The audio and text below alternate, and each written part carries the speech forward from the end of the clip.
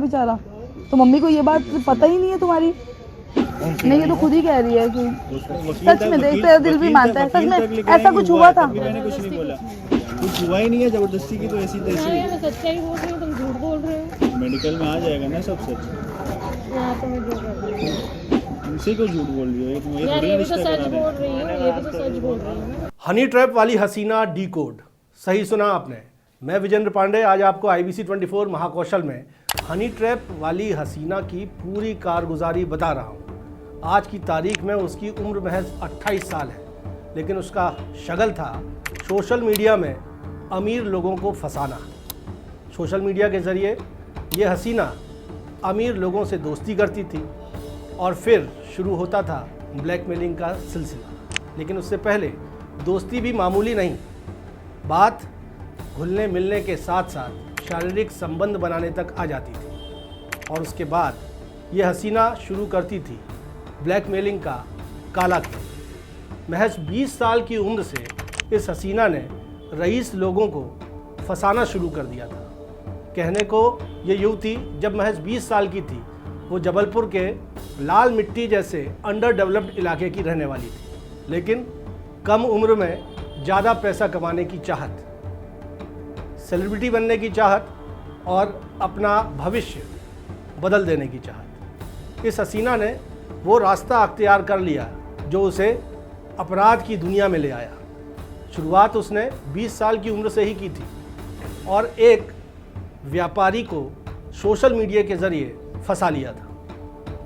एक के बाद एक सिलसिला चलता रहा। जब लोग इस हसीना से दोस्ती करते और उसके बाद शारीरिक संबंध भी बन जाता, और फिर जब हसीना की ओर से रेप केस में फंसाने की धमकी दी जाती, तो जाहिर सी बात है ये रईस लोग जो इसके जाल में फंसते थे वो डर जाते थे और ऐसे में मुँहमांगी रकम वो हसीना को ट्रांसफ़र करना शुरू कर देते थे। जब पैसा मिलना इस हसीना को शुरू हुआ तो उसकी भी हिम्मत बढ़ गई। एक के बाद एक 6 बड़े कारोबारियों को इस हसीना ने अपना शिकार बनाया।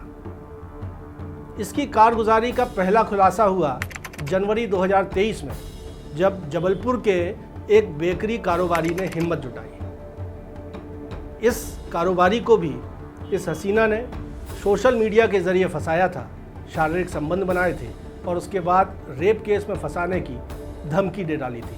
हमारे पास इस बात की एविडेंस है कि इस तथाकथित जो पीड़ित व्यक्ति है उसने इस हसीना को समझाने की कोशिश की थी और इसका एक स्टिंग ऑपरेशन भी सामने आया, जिसमें उसने बहुत मान मनुहार की इस बात को लेकर कि वो रेप केस दर्ज ना कराए या जो शिकायत उसकी ओर से दर्ज करवाई गई है झूठी, उसे वापस लिया जाए। बेचारा।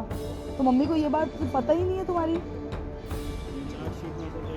पता नहीं क्या लिखवाएगी, क्या कह रही थी, कोई स्टेटमेंट कह रही थी कुछ लिखवाने को। पता नहीं कौन सी स्टेटमेंट कह रही थी, कुछ लाइन कह रही थी कि ये लग जाता है उसमें, मैं भी याद नहीं है, मुझे उस दिन बोला था। आपको बताओ, ये अगर बाद में बोल दे कि मुझे जबरदस्ती साइन कराया तो नहीं बोल सकती और क्या बोलेगी? नहीं सब तो ऐसे कैसे बोलेगी?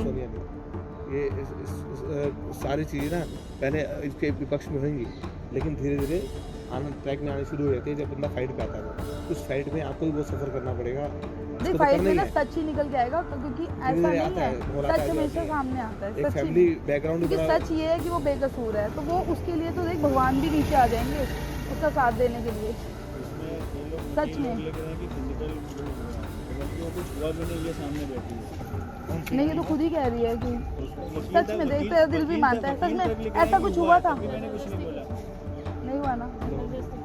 जबरदस्ती कुछ नहीं हुआ, कुछ हुआ ही नहीं है। जबरदस्ती की तो ऐसी तैसी। मैं सच्चाई बोल रही हूँ, तुम झूठ बोल रहे हो। मेडिकल में आ जाएगा ना सब सच। यहाँ तो मैं जो कर रही हूँ तुमसे क्यों झूठ बोल रही हो? यार, ये भी तो सच बोल रही हूँ, ये भी तो सच बोल रही हूँ। हे भगवान, नहीं कर सकते हो जबरदस्ती। नहीं किया ना ही कर सकते हैं। चार्जशीट में से क्या लिखवा देगी? अब तो और डरा रही है। 164 ही बोलेंगे इनके। 164 तो हो गया। 164 हो गया।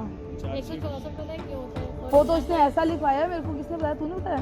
वो निर्भया का एपिसोड लिखवा दिया इसने पूरा। मुझे लग रहा है कुछ ज़्यादा ही बार देखा है इसने निर्भया का एपिसोड, पूरा वही लिखवा दिया। इसलिए होता है, फॉर एग्जांपल अगर एक्सीडेंट हो गया तो 164 के बयान पे इतनी झूठी झूठी चीजों पे भी सजा कर देते हैं, मतलब यही है। 376 में था और किसी में 377 कोई भी उठ के लगा दे, नहीं तो बाद अरे अजीब ही है। बाद में कभी बोल दे बाकी केसेस में proof चलो अभी ये ब्रो के केस में चलो कुछ नहीं हुआ, अभी ये मान जाती है एफिडेविट में साइन कर देती है, बाद में कोर्ट के सामने बोलते जबरदस्ती साइन कर इतना आसान नहीं होना है, ये बोल सकती हूँ तो पूरी पलट जाएगी, बट इतना भी आसान नहीं है मेजर रूल है, इतनी थोड़ी ना कराया नहीं दोनों भी। क्योंकि देख अगर ऐसा कोई फिजिकली जो तूने इल्जाम लगाया उसको तो भैया होटल में शोर मचता है, लड़की अपना किसी तरह प्रोटेक्ट करती है अपने आप को, चिल्लाहट कुछ भी, मतलब कुछ भी नहीं ऐसी कोई, ऐसा कोई तो होगा प्रूफ कि भैया इसने मेरे साथ जोर ज़बरदस्ती करी है, मैंने अपने आप को बचाने की कोशिश करी है, कुछ तो हो। नहीं ऐसे कोई मतलब अपनी रजामंदी से कहेगा ले आजा मेरे साथ। लेकिन इस स्टिंग ऑपरेशन वाले वीडियो में भी ये हसीना हंसती मुस्कुराती नजर आई थी।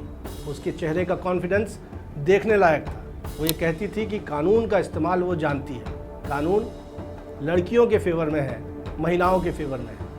खैर, जब लगातार इस तरह का दबाव और ब्लैकमेलिंग इस हसीना की ओर से की जाती रही तो इस बेकरी कारोबारी की ओर से जबलपुर जिला अदालत में एक प्राइवेट कंप्लेंट यानी निजी परिवाद दायर कर दिया गया। आखिरकार जिला अदालत के आदेश पर इस युवती के खिलाफ FIR दर्ज करने के आदेश दिए गए।